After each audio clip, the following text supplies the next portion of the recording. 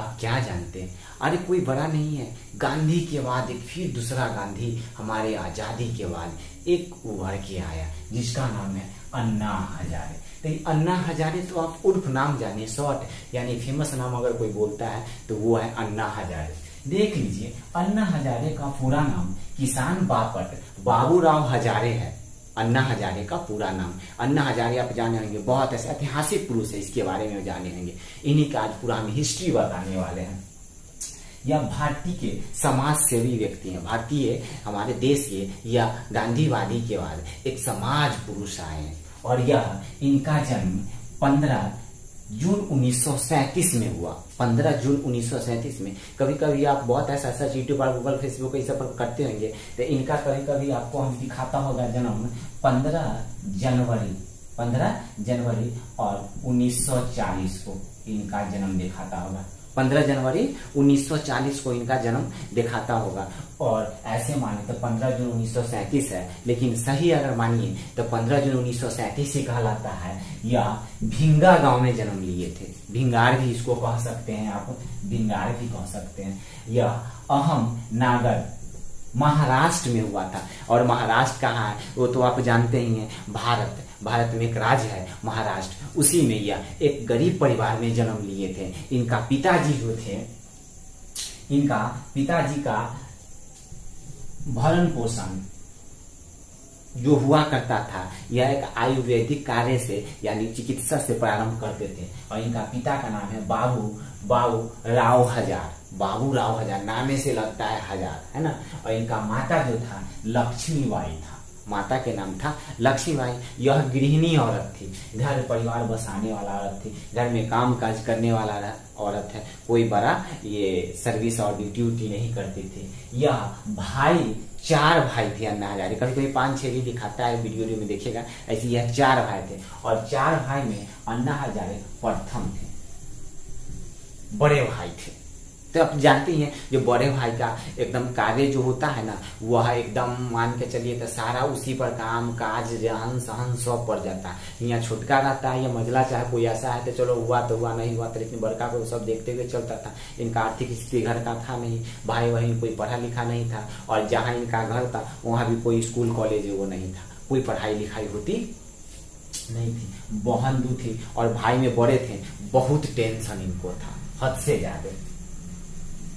तब यह जाकर घर से वहां से भागे 1960 में मुंबई आए। अब मुंबई रेलवे स्टेशन के बगल में यानी एक 1960 में फूल भंडार खुला और फूल दुकान के काम करने लगा। उसमें माली के तरह काम करने लगा। तो कभी आपसे पूछा मुंबई अन्ना हजारे कब आए थे, तो 1960 में आए थे। और कहाँ थे? रेलवे मेट्रो स्टेशन के बगल में रहा करते थे और फूल का कारोबारी किया करते थे।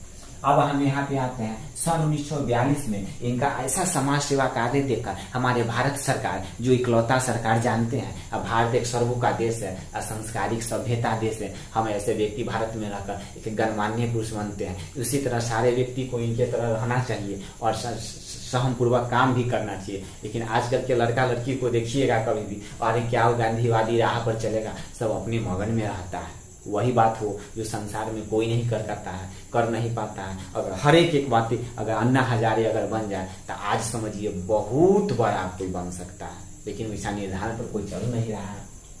तो हमारे भारत सरकार ने इन्हें 1992 में क्या पद्म भूषण से सम्मानित किया है, अवार्ड से। क्या चीज से?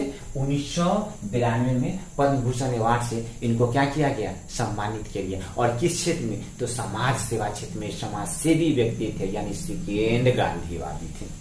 एकदम सेम गांधीवादी के राह पर चलते थे। इनसे अनेकों आंदोलन, इस सबसे पहले सूचना के अधिकार, जो हम जानते हैं हमारे भारत में का मौलिक अधिकार के तहत सूचना के अधिकार है, उसमें इनका बहुत बड़ा कार्य है। यह सूचना के अधिकार के प्रमुख नेता माने जाते हैं। सूचना के अधिकार पर मेरा नेक्स्ट वीडियो बना हुआ है, उस पर आप देखिएगा और समझ में बहुत आएगा। जैसे क्लास में पढ़ते हैं वैसे आपको मजा आएगा। जैसे रास्ता में देखिएगा लड़का चल रहा है साइकिल से एकदम नॉर्मल, अगर साइड से अगर कोई लड़की निकला तो तेजी में साइकिल, अरे भाई वो देख लो एक लड़का वो निकल के आगे निकल गया, चलो वो उसके साथ मगन में चल जाता है। उसी तरह हम बनाए हुए उसको देखिएगा।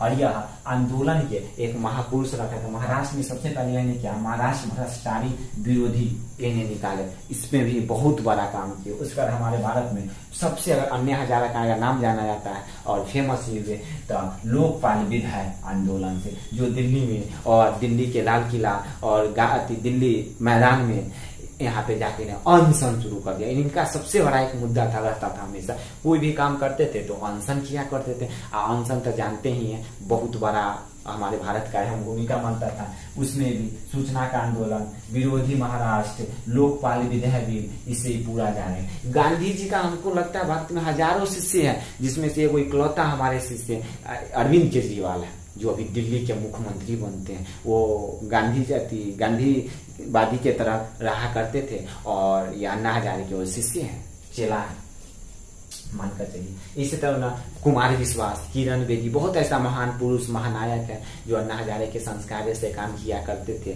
और काम करने के बाद आगे एक साधारण गरीब असहाय व्यक्ति के तरह ये रहा किए और संस्कारी। इन्हें सैनिक का भी काम किया और सैनिक में भी रहा। इनका ड्यूटी जम्मू कश्मीर में भी आया, उसमें भी बहुत बमबारी हुआ, उसमें भी बच गए। भटकते भटकते कहे कुछ नहीं, यह शादी विवाह नहीं किए, ऐसे ही रह गए समाज सेवा के क्षेत्र में। तब भटकते भटकते कहा कुछ तो करना होगा, भूल चून के इनको किताब दुकान पर हमारे महान नायक क्या नाम है, स्वामी विवेकानंद जी, स्वामी विवेकानंद के राह पर ही चलने वाले, उनको वो किताब मिल गया, उसमें ही पढ़े और उनके राह पर चलने वाले 20 नाम जना लिए। आज भी देखिएगा तो सारी चीज में अन्ना हजारे के बारे में दिया जाता है और अन्ना हजारे का कार्य भी किया जाता है। और अन्ना हजारे एक व्यक्ति तत्व है, यह सैनिक का, गांधीवादी, समाजवादी, नैतिकवादी ये विचारधारा के व्यक्ति है। यानी हमारे देश में बहुत बड़ा रिस्पेक्ट हुआ। अन्ना हजारे पर मराठी में निकला, फिल्म भी निकला, हमारे भारत में हॉलीवुड बॉलीवुड में भी अन्ना हजारे पर फिल्म बना। और यह